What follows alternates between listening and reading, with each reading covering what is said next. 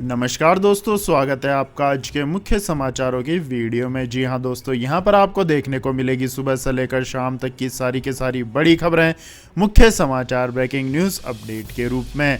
तो दोस्तों, आपसे रिक्वेस्ट है इस वीडियो को ज़्यादा से ज़्यादा लाइक और शेयर करें। तो दोस्तों, जानते हैं आज की पहली बड़ी खबर। 24 घंटे के भीतर दिल्ली में 19,166 केस, 17 लोगों की हुई मौत। जी हां दोस्तों, नई दिल्ली में 24 घंटे के भीतर कोरोना वायरस के 19,166 नए मामले सामने आए हैं। प्रदेश में अब संक्रमण दर 25% पर पहुंच गई है। इस जानलेवा वायरस से 17 लोगों की मौत भी हुई है। वहीं सक्रिय मामले बढ़कर 39,873 हो गए हैं। रिपोर्ट के मुताबिक टेस्ट करवाने वाला हर चौथा व्यक्ति संक्रमित पाया जा रहा है। मौजूदा संक्रमण दर 5 मई के बाद सबसे ज्यादा है। 5 मई को 26.36 संक्रमण दर थी। अब राजधानी दिल्ली में सक्रिय कोरोना मरीजों की संख्या 65,806 तक पहुंच चुकी है, जो बीते 8 महीनों में सबसे ज्यादा है। 15 मई के बाद सबसे ज्यादा सक्रिय मरीज दिल्ली में पाए गए हैं। 15 मई को 66,295 संक्रमित मरीजों का आंकड़ा था। दिल्ली में कोरोना की इस तीसरी लहर में लगातार दूसरे दिन 24 घंटे में 17 मरीजों की मौत हुई है। राजधानी दिल्ली में अब कोरोना से कुल मौतों का आंकड़ा 25,177 तक पहुंच चुका है। इसके बाद अगली खबर, कोरोना के बढ़ते मामलों के बीच दिल्ली में नई पाबंदियां लागू। अब बंद रहेंगे बार और रेस्टोरेंट। जी हां दोस्तों, राजधानी दिल्ली में कोरोना के बढ़ते मामलों की वजह से वीकेंड कर्फ्यू लागू किया गया है। बावजूद इसके कोरोना केस कम नहीं हो रहे हैं। अब दिल्ली में बार और रेस्टोरेंट को बंद करने का फैसला हुआ है। डीडीएमए की बैठक में हुए फैसले पर दिल्ली के उपराज्यपाल अनिल बैजल ने ट्वीट कर इस बात की जानकारी दी। दिल्ली में कोरोना के 19,166 नए मामले आए हैं और 17 लोगों की मौत हुई है। इसके साथ ही राजधानी में संक्रमण दर 25% पहुंच गई है। दिल्ली में कोरोना के बढ़ते मामलों को देखते हुए रेस्टोरेंट और बार को बंद करने और केवल टेक अवे सुविधा की इजाजत देने का फैसला लिया गया है। इसके अलावा हर जोन में रोजाना केवल एक साप्ताहिक बाजार खोलने की अनुमति देने का भी फैसला हुआ है। स्वास्थ्य विभाग को अस्पताल में अतिरिक्त मैन पावर की पर्याप्त इंतजाम करने और 15 से 18 साल के लोगों के वैक्सीनेशन का बढ़ावा करने पर भी जोर देने की बात कही गई है। इसके बाद अगली खबर, आईआईटी के प्रोफेसर का दावा, देश में फरवरी में रोजाना 8 लाख केस आएंगे। मध्य मार्च तक रहेगी तीसरी लहर। जी हां दोस्तों, देश में कोरोना की तीसरी लहर के दौरान रविवार को 1.79 लाख नए केस सामने आए। एक्सपर्ट्स का कहना है कि फरवरी की शुरुआत में तीसरी लहर का पीक आ सकता है। तब रोजाना 4 से 8 लाख केस दर्ज होने की आशंका है। हालांकि दिल्ली और मुंबई में तीसरी लहर का पीक काफी पहले 15 जनवरी को ही आ जाएगा। यह दावा आईआईटी कानपुर के मैथमेटिक्स और कंप्यूटर साइंस के प्रोफेसर मनिंद्र अग्रवाल ने किया है। वे कंप्यूटर मॉडल की मदद से बताते हैं कि महामारी आगे कैसा बर्ताव करने वाली है। उनका यह भी कहना है कि 15 मार्च के आसपास देश में तीसरी लहर पार होने की संभावना है। इसके बाद अगली खबर, सरकारी दुकानों से राशन लेने के नियमों में हुआ बड़ा बदलाव। जी हां दोस्तों, राशन कार्ड के लाभार्थियों के लिए अब एक बड़ी खबर है। खाद्य एवं सार्वजनिक वितरण विभाग ने राशन कार्ड के नियमों को बदल दिया है। दरअसल विभाग ने सरकारी राशन की दुकानों से राशन लेने वाले पात्र लोगों के लिए तय किए गए मानकों में बदलाव कर दिया है। नए मानकों का प्रारूप अब लगभग तैयार हो गया है। इस संबंध में राज्य सरकारों के साथ कई दौर की बैठक भी हो चुकी है। खाद्य सार्वजनिक वितरण विभाग के अनुसार इस समय देश में 80 करोड़ लोग नेशनल फूड सिक्योरिटी एक्ट का लाभ उठा रहे हैं। इनमें कई लोग ऐसे भी हैं जो आर्थिक रूप से संपन्न है। इसे ध्यान में रखते हुए सार्वजनिक वितरण मंत्रालय मानकों में बदलाव करने जा रहा है। दरअसल अब नए मानकों को पूर्णतः पारदर्शी बनाया जाए ताकि किसी तरह की गड़बड़ी ना हो सके। इस संबंध में खाद्य एवं सार्वजनिक वितरण विभाग ने बताया है कि मानकों में बदलाव को लेकर पिछले 6 माह से राज्य के साथ बैठक की जा रही है। राज्यों द्वारा दिए गए सुझावों को शामिल करते हुए पात्रों के लिए नए मानक तैयार किए जा रहे हैं। इसके बाद अगली खबर, कोरोना से बड़ी परेशानी, 17 अस्पतालों में 1200 डॉक्टर समेत 2000 से अधिक स्वास्थ्य कर्मी संक्रमित। जी हां दोस्तों, दिल्ली में जैसे जैसे कोरोना के केस बढ़ रहे हैं उसी तर्ज पर सरकारी अस्पतालों में भी कोरोना संक्रमण के कारण अब परेशानी बढ़ती जा रही है। दिल्ली के करीब 40 से ज्यादा सरकारी अस्पतालों में से 17 हॉस्पिटलों में हालात ये है कि यहां करीब 2000 से ज्यादा स्वास्थ्य कर्मी कोरोना संक्रमण की चपेट में आ चुके हैं। सूत्रों के अनुसार इन सभी अस्पतालों से एकत्र की गई जानकारी में पता चला है कि राष्ट्रीय राजधानी में अब करीब 1200 डॉक्टर, 700 नर्स और करीब 400 पैरामेडिकल स्टाफ कोरोना संक्रमित हुए हैं। हालांकि दिल्ली हेल्थ डिपार्टमेंट के पास संक्रमित स्वास्थ्य कर्मियों का कोई सरकारी आंकड़ा मौजूद नहीं है, लेकिन वह भी मान रहे हैं कि सरकारी के अलावा प्राइवेट हॉस्पिटल और नर्सिंग होम में बड़े स्तर पर हेल्थ वर्कर्स कोरोना संक्रमित हुए हैं। सूत्रों के अनुसार अकेले दिल्ली एम्स की बात करें तो यहाँ 400 से ज्यादा स्वास्थ्य कर्मी संक्रमित हुए हैं। सूत्र बताते हैं कि इनमें से 80 से ज्यादा फैकल्टी और रेजिडेंट डॉक्टर शामिल है। इनमें से 35 स्वास्थ्य कर्मियों में लक्षण मॉडरेट पाए गए, इस कारण इन्हें एम्स के नए प्राइवेट वार्ड में भर्ती कराना पड़ा है। इसके बाद अगली खबर, बैंकों के निजीकरण की तेज हो सकती है प्रक्रिया, एफडीआई की लिमिट होगी 74%। जी हां दोस्तों, पब्लिक सेक्टर्स के बैंक के निजीकरण की दिशा में सरकार आगामी बजट में कदम बढ़ा सकती है। बजट 2021 में 2 बैंकों के निजीकरण का ऐलान किया गया था। कोविड-19 के कारण यह ऐलान क्रियान्वित नहीं हो पाया था, लेकिन अब बजट 2022 में सरकार सरकारी बैंकों के निजीकरण की दिशा में एक कदम और बढ़ा सकती है। सरकार पब्लिक सेक्टर बैंक्स में प्रत्यक्ष विदेशी निवेश की सीमा को बढ़ाकर 74% कर सकती है। कुछ मीडिया रिपोर्ट्स के मुताबिक इससे संबंधित प्रस्ताव अंतिम चरण में है। फिलहाल पब्लिक सेक्टर्स के बैंक में विदेशी निवेश की सीमा 20% है। प्राइवेट सेक्टर के बैंकों में विदेशी निवेश सीमा 74% है। पब्लिक सेक्टर्स के बैंकों के निजीकरण का बैंक कर्मचारी यूनियन और अन्य ट्रेड यूनियन जमकर विरोध कर रही है। पिछले साल इसी को लेकर बैंक कर्मचारी हड़ताल पर भी रहे थे। अब फिर बैंक कर्मचारियों ने फरवरी में हड़ताल का ऐलान कर रखा है। इस हड़ताल का एक कारण केंद्र की सरकारी बैंकों के निजीकरण की कोशिश को भी बताया गया है। इसके बाद दोस्तों अगली खबर, कोरोना के बढ़ते मामलों के बीच यहां 26 जनवरी तक बंद रहेंगे स्कूल कॉलेज, सीएम ने किया ऐलान। जी हां दोस्तों, कोरोना के लगातार बढ़ते मामले और नए वेरिएंट ओमिक्रॉन के खतरे को देखते हुए राज्य सरकारें अलर्ट हो गई हैं।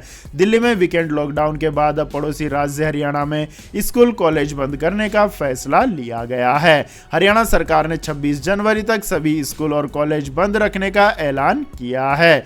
मुख्यमंत्री मनोहर लाल खट्टर ने कहा है कि इस दौरान ऑनलाइन क्लासेस सुचारू ढंग से चलती रहेंगी। हरियाणा में रविवार को कोरोना मामलों में तेजी से बढ़ोतरी देखी गई थी और कुल 5166 नए केस सामने आए थे। राज्य सरकार के मुताबिक इनमें से 2338 मामले अकेले गुरुग्राम जिले के थे। रविवार को हरियाणा में ओमिक्रॉन वेरिएंट के संक्रमण के 13 नए मामले सामने आए हैं। इसके बाद दोस्तों अगली खबर, रक्षा मंत्री राजनाथ सिंह हुए कोरोना से संक्रमित। जी हां दोस्तों, देश भर में तेजी से बढ़ते कोरोना संक्रमण के बीच सोमवार को रक्षा मंत्री राजनाथ सिंह भी कोरोना से संक्रमित हो गए हैं। कोरोना से संक्रमित होने की खबर खुद उन्होंने ट्वीट कर दी।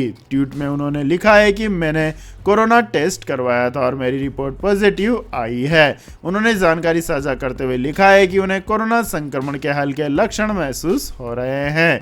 रक्षा मंत्री ने ट्विटर पर लिखा है कि हल्के लक्षण के साथ आज मेरी कोरोना रिपोर्ट पॉजिटिव आई है और मैंने खुद को क्वारंटाइन कर लिया है। हाल ही में मेरे संपर्क में जो भी लोग आए हैं वे भी अपनी जांच करा लें और खुद को आइसोलेट कर लें। इसके बाद दोस्तों जानते हैं आज के मौसम अपडेट्स। लेकिन दोस्तों मौसम अपडेट्स जानने से पहले आप लोगों से गुजारिश है कि इस वीडियो में दिखाई गई खबरें अगर आपको पसंद आई हो तो इस वीडियो को लाइक करें, शेयर करें और हमारे चैनल को सब्सक्राइब करें। तो दोस्तों जान लेते हैं आज के मौसम अपडेट्स। तो दोस्तों अगले 24 घंटों के दौरान लद्दाख, हिमाचल प्रदेश और उत्तराखंड के कुछ हिस्सों में हल्की से मध्यम बारिश और हिमपात होने की संभावना है। दक्षिणी छत्तीसगढ़, विदर्भ के कुछ हिस्सों और दक्षिणी पूर्वी मध्य प्रदेश में हल्की से मध्यम बारिश बारिश के साथ एक दो स्थानों पर भारी बारिश भी हो सकती है। वहीं छत्तीसगढ़, पूर्वी मध्य प्रदेश के शेष हिस्सों और झारखंड, आंतरिक उड़ीसा और उत्तरी तेलंगाना के अलग अलग हिस्सों में हल्की से मध्यम बारिश हो सकती है। वहीं बिहार, असम, अरुणाचल प्रदेश, मराठवाड़ा के कुछ हिस्सों और दक्षिणी तमिलनाडु, केरल और अंडमान और निकोबार द्वीप समूह के अलग अलग हिस्सों में हल्की बारिश संभव है। वहीं उत्तर पश्चिम और मध्य भारत में न्यूनतम तापमान में और गिरावट आ सकती है। इसके बाद अगली खबर, फिर कमजोर हुआ सोना चांदी की कीमतों में भी गिरावट। जी हां दोस्तों, राष्ट्रीय राजधानी के सराफा बाजार में सोमवार को सोना 54 रुपये टूटकर 46,448 रुपये प्रति 10 ग्राम पर बंद हुआ, जो कि पिछले कारोबारी सत्र में 46,502 रुपये प्रति 10 ग्राम पर बंद हुआ था। वहीं बात करें चांदी की, तो चांदी की कीमत में भी 178 रुपये की गिरावट दर्ज की गई, जिससे चांदी 59,217 रुपये प्रति किलोग्राम पर बंद हुई। वहीं पिछले कारोबारी सत्र में 1 किलोग्राम चांदी 59,395 रुपये पर बंद हुई थी। HDFC सिक्योरिटीज ने दिल्ली के रेट के बारे में जानकारी दी है। सोमवार को डॉलर के मुकाबले रुपए में 31 पैसे की मजबूती दर्ज की गई और यह 74.03 पर बंद हुआ। इसके बाद अगली खबर, धमाकेदार अंदाज में की सप्ताह की शुरुआत, सभी इंडेक्स में खरीदारी। जी हां दोस्तों, नए सप्ताह के पहले दिन 10 जनवरी 2022 को भारतीय शेयर बाजार ने एक बार फिर छलांग लगाई है। सभी इंडेक्स हरे रंग के निशान पर बंद हुए। निफ्टी 50 ने 1.07% यानी 190.60 अंकों के उछाल के साथ 18,003.30 पर क्लोजिंग दी। वहीं BSE सेंसेक्स 1.09% अथवा 650.98 अंकों की वृद्धि हुई और क्लोजिंग 60,365.63 पर हुई। निफ्टी का ही बैंक इंडेक्स 1.61% अथवा 608.30 अंकों की बढ़ोतरी के साथ 38,347.90 पर बंद हुआ। इसके बाद अगली खबर, अफगानिस्तान पाकिस्तान बॉर्डर पर स्कूल के सामने ब्लास्ट, 9 बच्चों की हुई मौत।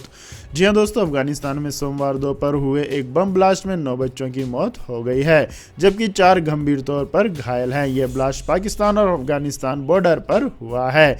इसकी पुष्टि मुल्क की सत्ता पर काबिज तालिबान सरकार ने भी की है। तालिबान गवर्नर ऑफिस की तरफ से जारी बयान में कहा गया है कि नांगरहार के लालोपुर में एक स्कूल के सामने खाने का सामान ले जा रही गाड़ी में धमाका हुआ। कुछ खबरों में कहा गया है कि इस गाड़ी में एक मोर्टार छिपा कर रखा था और लालोपुर जिले की चौकी पर जैसे ही यह गाड़ी पहुंची वहां ब्लास्ट हो गया। मीडिया रिपोर्ट्स में बताया गया है कि नागरहार प्रांत के लालोपुर इलाके में यह धमाका उस हिस्से में हुआ जहां पाकिस्तानी चेक पोस्ट और कंटीले तार है। खास बात यह है कि इस इलाके में आतंकी संगठन इस्लामिक स्टेट एक्टिव है और उसकी तालिबान से अक्सर हिंसक झड़पें होती रहती है। IS आतंकी तालिबान के चेक पोस्ट पर भी हमला करते हैं। यह संगठन 2014 से ही इस क्षेत्र में आतंकी वारदातों को अंजाम दे रहा है। इसके ज्यादातर हमले शिया माइनॉरिटीज के खिलाफ होते हैं। इसके बाद अगली खबर, चीन के कर्ज जाल में फंसकर झटपटाया श्रीलंका, कहा लोन में राहत दो। जहां दोस्तों, एशिया से लेकर अफ्रीका तक जितना हो सका चीन ने उतने ही देशों को अपने कर्ज जाल की नीति का शिकार बनाया। वो लालच देकर शुरुआत में कर्ज देता है और जब दूसरा देश उसे लौटाने में सक्षम नहीं होता है तो चीन अपने असल मकसद को पूरा कर उस देश के बंदरगाहों और हवाई अड्डों पर या तो कब्जा कर लेता है या फिर वहां अपना सैन्य अड्डा ही बना लेता है। श्रीलंका चीन का ताजा शिकार बना है। श्रीलंका इस कदर कर्ज जाल में फंस गया है कि उसे चीन से इस संकट से निकलने के लिए मदद मांगनी पड़ रही है। चीन के कर्ज जाल में बुरी तरह से फंसे श्रीलंका ने ड्रैगन से ऋण को पुनर्गठित करने में मदद करने का आह्वान किया है। चीन के विदेश मंत्री वांग यी की श्रीलंका यात्रा के दौरान राष्ट्रपति गोटबाया राजपक्षे ने यह मदद मांगी। श्रीलंका ने बहुत ज्यादा ब्याज दर पर चीन से कर्ज लिया है और अब यह उसके लिए गले की फांस बन गया है। श्रीलंका को इस साल 1.5 से 2 अरब डॉलर चीन को लौटाने हैं, वह भी तब जब वह डॉलर के लिए तरस रहा है। इस बीच श्रीलंका के एक सांसद ने चीनी राष्ट्रपति को पत्र लिखकर देश में आर्थिक हमले को बंद करने के लिए कहा है। इसके बाद अगली खबर, भारतीय कप्तान ने कहा मुझे कुछ भी साबित करने की जरूरत नहीं, तीसरे टेस्ट में खेलूंगा। जी हां दोस्तों, टीम इंडिया के कप्तान विराट कोहली साउथ अफ्रीका दौरे पर पहली बार मीडिया के सामने आए। कप्तानी विवाद पर उन्होंने कोई बयान नहीं दिया। मौजूदा टेस्ट सीरीज और अपनी बैटिंग फॉर्म पर उन्होंने खुलकर अपनी बात रखी। फिटनेस के मामले में विराट ने अच्छी खबर दी और कहा कि वह तीसरे मुकाबले में खेलेंगे। विराट ने कहा कि यह पहली बार नहीं है कि मेरी बैटिंग पर सवाल उठे हैं। 2014 में भी इंग्लैंड के दौरे के समय भी ऐसा ही हुआ था। मुझे पता है कि मैं टीम के काफ़ी अहम मोमेंट्स का हिस्सा रहा हूं। पिछले 1 साल में भी मैं टीम के लिए कई महत्वपूर्ण पार्टनरशिप का हिस्सा रहा हूं। मैं इस बात में यकीन रखता हूं कि मुझे किसी को कुछ साबित करने की ज़रूरत नहीं है।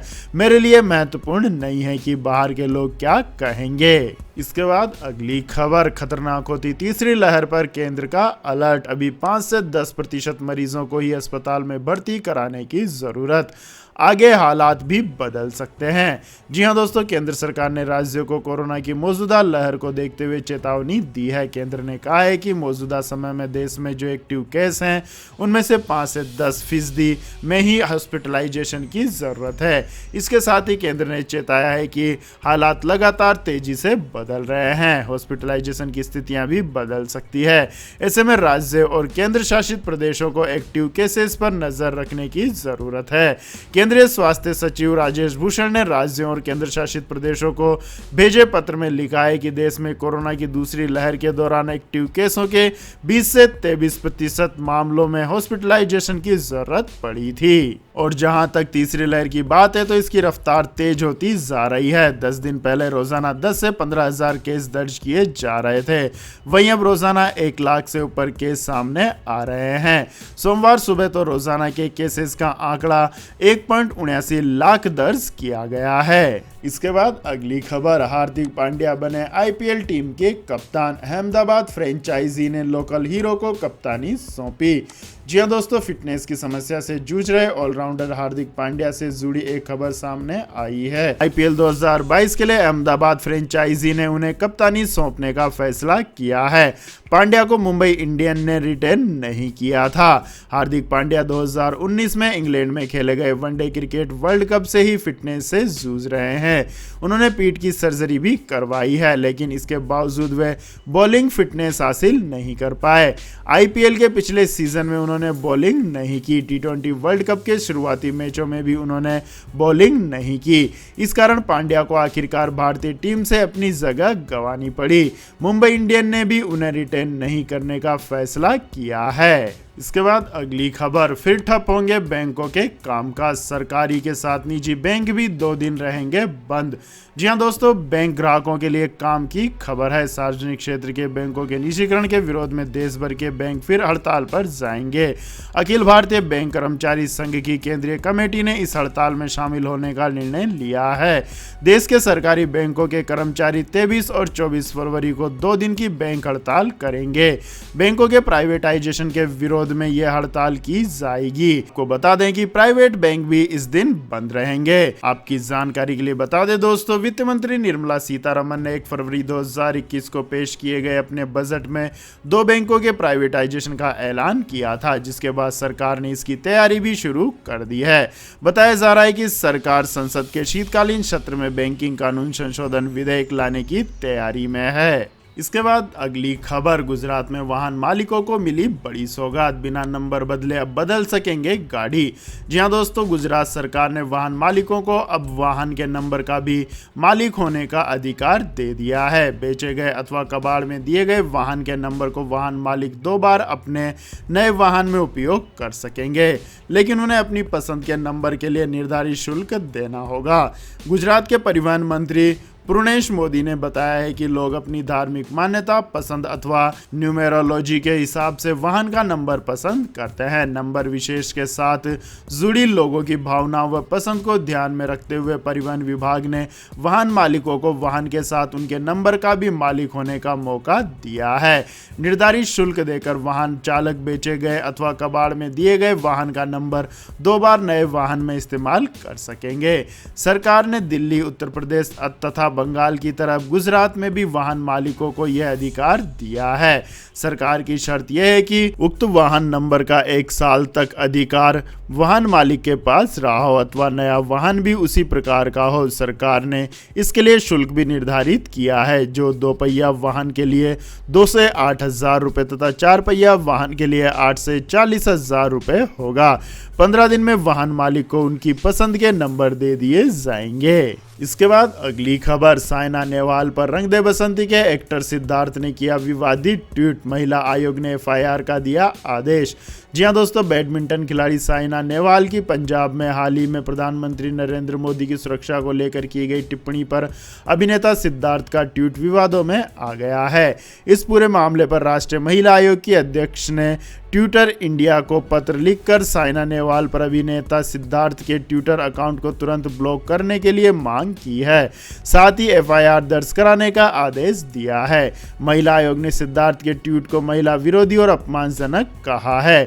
वहीं इस पर अभिनेता ने बताया है कि इसमें कुछ भी अपमानजनक नहीं था, इसको अन्यथा लेना अनुचित है। आपको बता दें कि साइना नेहवाल ने पंजाब के बठिंडा में एक फ्लाईओवर पर पीएम नरेंद्र मोदी के काफिले को कुछ 20 मिनट के लिए रोके जाने पर चिंता जताई थी, क्योंकि पिछले सप्ताह किसानों का विरोध करके सड़क को अवरुद्ध कर दिया था। इसके बाद अगली खबर, पीएम नरेंद्र मोदी का साहिबजादों की याद में वीर बाल दिवस मनाने का फैसला काबिले तारीफ। जी हां दोस्तों, गुरु गोविंद सिंह के प्रकाश उत्सव के अवसर पर प्रधानमंत्री नरेंद्र मोदी द्वारा छोटे साहिबजादों बाबा जोरावर सिंह जी और बाबा फतेह सिंह जी के शहीदी को समर्पित 26 दिसंबर को वीर बाल दिवस घोषित करने पर दमदमी टकसाल के मुखिया और संत समाज के अध्यक्ष संत ज्ञानी हरनाम सिंह खालसा की प्रतिक्रिया सामने आई है। ज्ञानी हरनाम सिंह खालसा ने कहा है कि ऐसा करके प्रधानमंत्री ने 10वें पातशाह के साहिबजादों को सच्ची श्रद्धांजलि दी है। ज्ञानी हरनाम सिंह खालसा ने भारत में 26 दिसंबर को सार्वजनिक अवकाश घोषित करने और इसे वीर बाल दिवस के रूप में मनाने के लिए गए निर्णय की सराहना करते हुए प्रधानमंत्री को धन्यवाद दिया है। तो यह थी दोस्तों आज की सभी महत्वपूर्ण बड़ी खबरें। और दोस्तों बारी आती है आज के माइंड क्विज क्वेश्चन की, जिसका जवाब देकर आप बन सकते हैं एक शानदार उपहार के विजेता। तो दोस्तों आज का सवाल है, भारत ने क्रिकेट का विश्व कप कुल कितनी बार जीता है? जी हां दोस्तों, अगर आपको इस सवाल का जवाब आता है तो तुरंत कमेंट सेक्शन में लिख दीजिए। इस वीडियो को लाइक कीजिए, शेयर कीजिए और हमारे चैनल को सब्सक्राइब करके बेल आइकन का बटन भी दबा लें। धन्यवाद। जय हिंद, जय भारत, वंदे मातरम।